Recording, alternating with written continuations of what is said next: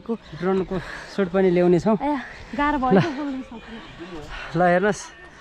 guys हामी झलङ्गे पुलमा आछौँ है सुपादेउराली माथिको झलङ्गे पुल यो हो माथिको यो ल